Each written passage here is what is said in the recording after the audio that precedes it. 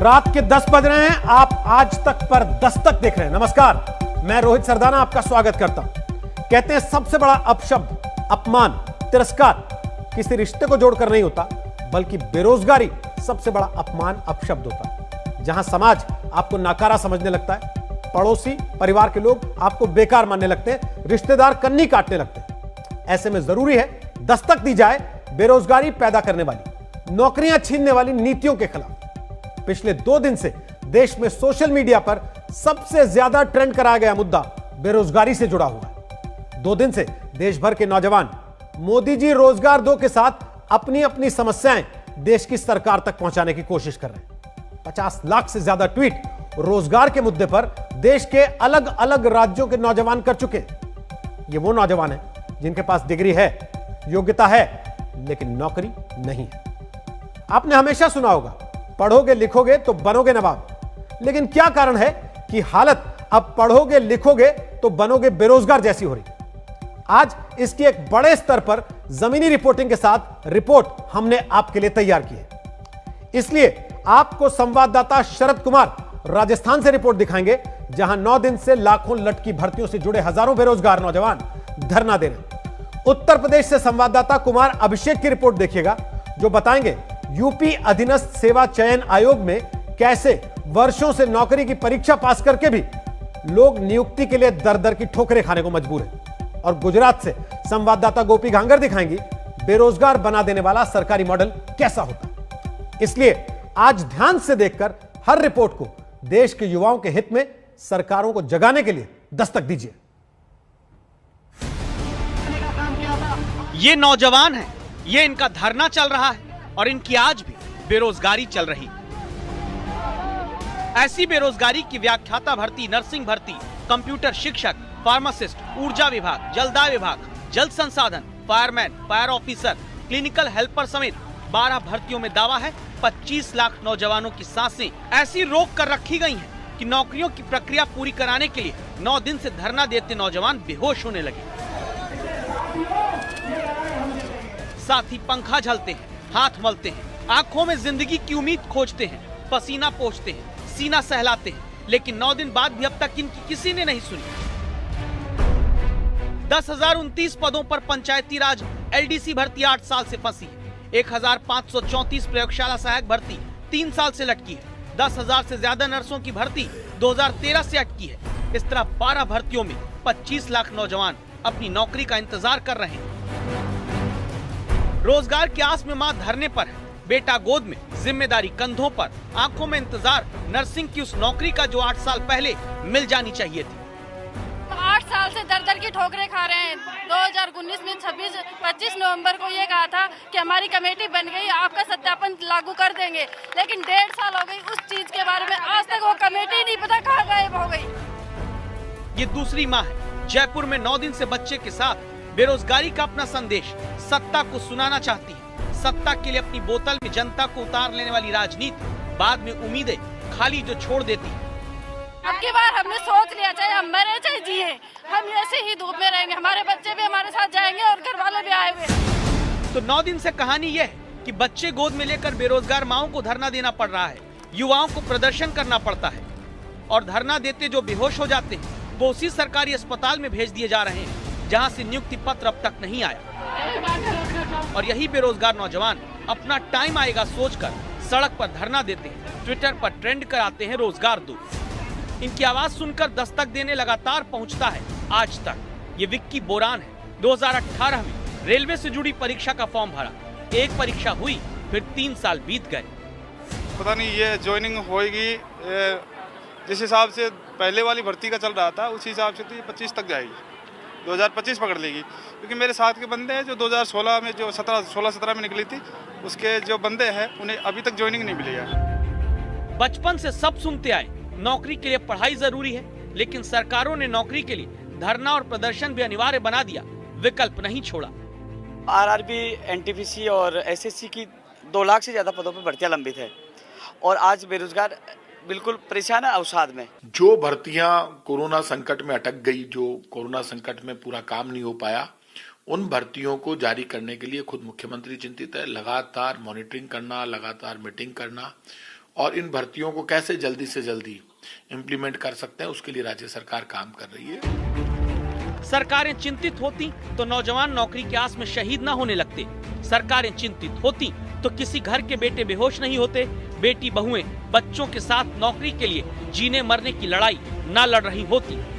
बेरोजगारों का कहना है कि 2018 में जो एसएससी की भर्तियां हो जानी चाहिए थी, उसका प्रोसेस अभी चल ही रहा है। यही हालत रही तो कम से कम 2025 तक 2 लाख लोगों को रोजगार मिल पाएगा, जो एसएससी की तैयारियों में लगे हुए हैं, जो फॉर्म भरे हुए हैं, जो एग्जाम दे रहे हैं।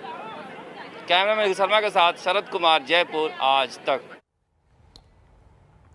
देश में बेरोजगार अब 3 तरह के पाए जाते हैं। एक, जिन्हें नौकरी नहीं मिलती।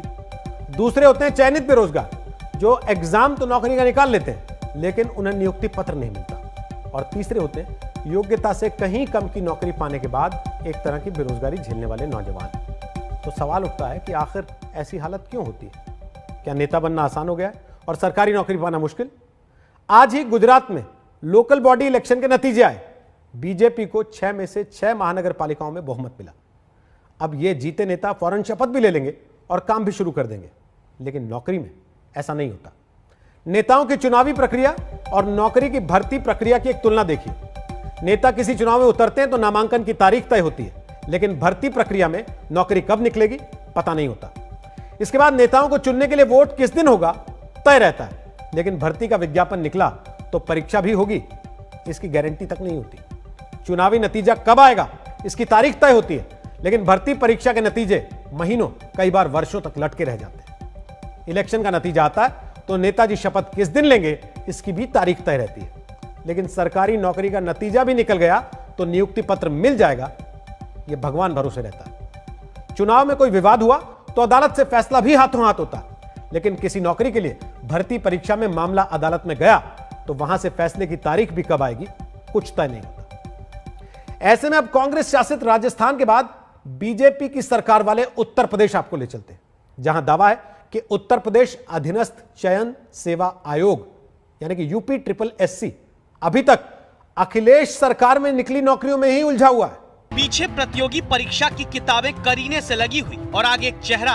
तो किताबें बहुत सी पढ़ी इन्होंने, लेकिन नौकरी का चेहरा आज तक नहीं देख पाए। अखिल प्रताप जैसे युवाओं की कहानी लखनऊ से संवाददाता कुमार अभिषेक लेकर आए हैं। अखिल ने ग्राम विकास अधिकारी की परीक्षा वाला हाथी निकाल लिया, लेकिन नियुक्ति पत्र पाने की पूंछ फंसी रह गई। मई 2018 में इसका विज्ञापन आया था और ये 22 और 23 दिसंबर 2018 को इसकी परीक्षा संपन्न हुई थी 4 पालियों में। उसके 8 महीने बाद हम लोगों ने कई प्रोटेस्ट किए बीच में। उसके बाद 8 महीने बाद इसका परिणाम आता है 28 अगस्त 2019 को। परिणाम आए 1.5 वर्ष का समय हो गया है, अभी तक नियुक्ति नहीं हो पाई है। हुआ ये कि 2018 की परीक्षा में 2019 में रिजल्ट आया। एक मंत्री जी ने धांधली की शिकायत की, आयोग ने जांच की, SIT ने फिर जांच की। 2 जांच के बावजूद 14 लाख लोगों में से चुने गए 1953 युवा आज भी बेरोजगार हैं। उन्हीं में से एक है विवेक तिवारी। साधारण सा घर, सरकारी नौकरी पाने के ऊंचे सपने में जी तोड़ मेहनत के बाद इन्हें सिस्टम ने चुना हुआ बेरोजगार बनाकर छोड़ दिया। चयनित होने के बावजूद भी हम बेरोजगार हैं और समाज में एक बुरी नजर से देखे जा रहे हैं। NCRB के 2019 के आंकड़े कहते हैं देश में जब करीब 1,30,000 लोगों ने आत्महत्याएं की, उनमें से 11,268 लोगों ने नौकरी न मिलने के कारण गरीबी या कर्ज में डूबकर हताश होकर सुसाइड किया। और अब सोचिए, परीक्षाएं पास करके भी बेटे पर बेरोजगारी का ठप्पा लगा होने पर एक पिता के बारे में। आज 2 साल हो जाए तो बच्चा अपना 10 पैसा रोजगार मिल जाता, वो आगे हिम्मत करके और अच्छा जगह कोशिश करता निकालने लिए। आज जो है बच्चा खुद हमको पैसा मांगने में उसको शर्म लगती होगी। उत्तर प्रदेश में अधीनस्थ सेवा चयन आयोग की हालत यह है कि अखिलेश राज के आखिरी साल में निकली कई नौकरियों में भी भर्ती प्रक्रिया अब तक पूरी नहीं हो पाई। 2016 में निकली सरकारी नौकरियों को भरने का काम भी अभी तक चल ही रहा है। दावा है 2017 के बाद UPSSC से निकली ग्रुप C की एक भी नौकरी किसी को नहीं मिल पाई। UPSSC यानी कि उत्तर प्रदेश अधीनस्थ सेवा चयन आयोग, तो उसकी हालत आप समझेंगे इसी बात से कि 2016 से लेकर आज 2021 होने को है, लेकिन भर्ती के नाम पे लगभग शून्य है। हम लोग ये जानना चाहते थे कि आखिर जब सर मार्च में आप रिजल्ट देने की बात कहें 2020 में, तो सर अब 21 मार्च आ गया है, तो अभी तक आपका रिजल्ट क्यों नहीं बन पाया? ये तो 2020 का मामला है, 2016 का सुन लीजिए। आपका क्या है? सर मैं सहायक कनिष्ठ 2016 भर्ती से हूँ सर। ये इसका विज्ञापन दिसंबर 2016 में आया था। दिसंबर 2016 में आया था।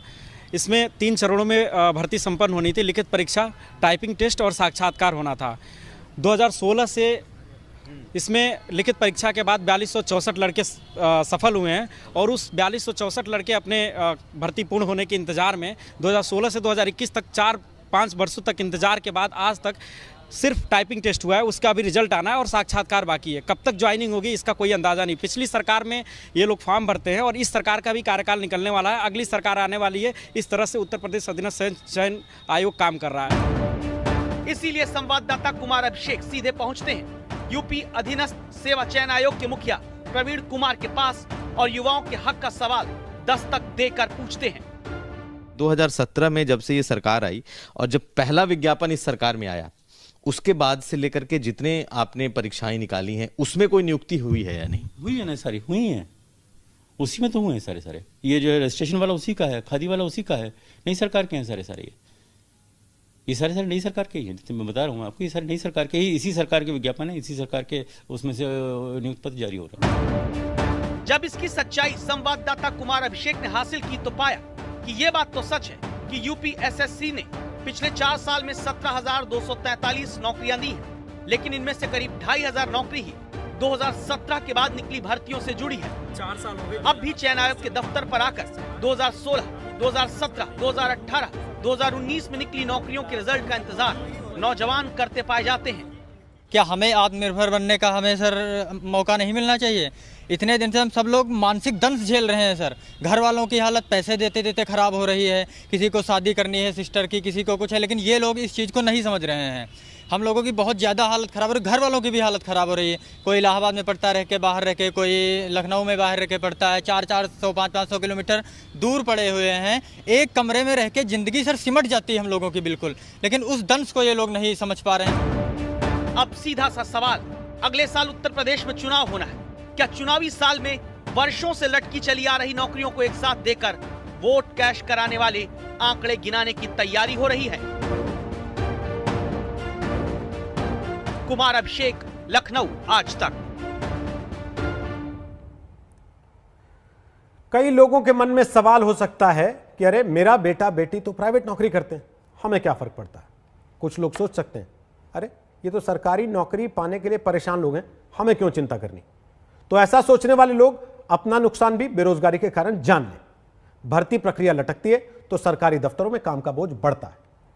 कम लोगों के ऊपर ज्यादा काम होने के कारण आम आदमी की फाइल, जनता का काम सरकारी दफ्तरों में लटकता चला जाता है। सरकारी दफ्तरों में फाइलों का अंबार लगता जाता है तो भ्रष्टाचार जन्म लेता है। जल्दी काम कराने के बदले रिश्वत का लेन देन शुरू होता है और फिर इसका असर आप तक भी पहुंचता है। इसको सीधे समझिए कि पुलिस में भर्ती पूरी नहीं होगी तो अपराध बढ़ेगा, कीमत आप चुकाएंगे। तो चलिए अब आपको गुजरात लेकर चलते हैं। गुजरात में लोकल बॉडी इलेक्शन हुआ। जो जीते अब तुरंत शपथ भी लेंगे, गद्दी भी संभालेंगे, काम भी करेंगे, वेतन पाएंगे, भत्ता भी पाएंगे। लेकिन अहमदाबाद की जिग्ना भावसार जैसे बहुत से लोग हैं जिन्होंने मेहनत की आंच पर अपनी शिक्षा हासिल की। उसी शिक्षा से जब नौकरी पाने की बारी आई तो सपनों को सिस्टम ने घिस दिया। जिग्ना ने मैकेनिकल इंजीनियरिंग में डिग्री हासिल की। इंजीनियरिंग की डिग्री लेकर एक प्राइवेट स्कूल में पढ़ाने लगी। 2015-16 में जीपीएससी यानी गुजरात पब्लिक सर्विस कमीशन का एग्जाम प्रोफेसर बनने के लिए दिया। 2019 में जाकर रिजल्ट आया तो प्राइवेट स्कूल ने इन्हें टीचर की नौकरी से हटा दिया। अब 2021 आ गया, लेकिन वेरिफिकेशन के बावजूद नियुक्ति की चिट्ठी आज तक जिग्ना को नहीं मिली। अपॉइंटमेंट लेटर हमें अभी तक नहीं मिले हैं। 1.5 साल हो गए हैं।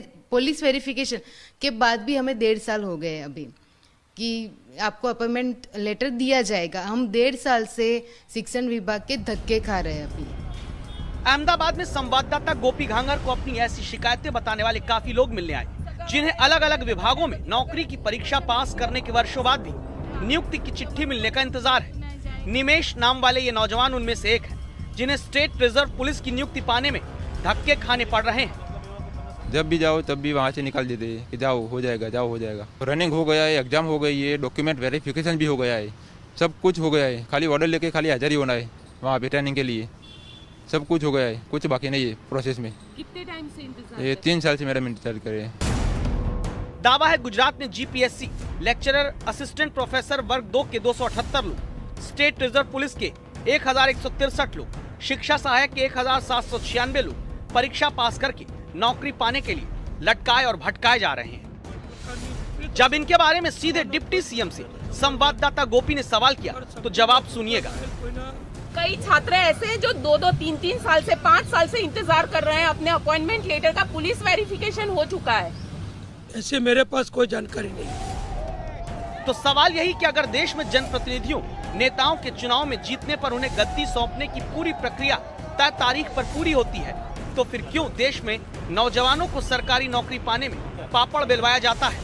इलेक्शन समय से होते हैं तो सिलेक्शन भी समय से होने की दस्तक दीजिए। अहमदाबाद से गोपी घांगर के साथ आज तक ब्यूरो।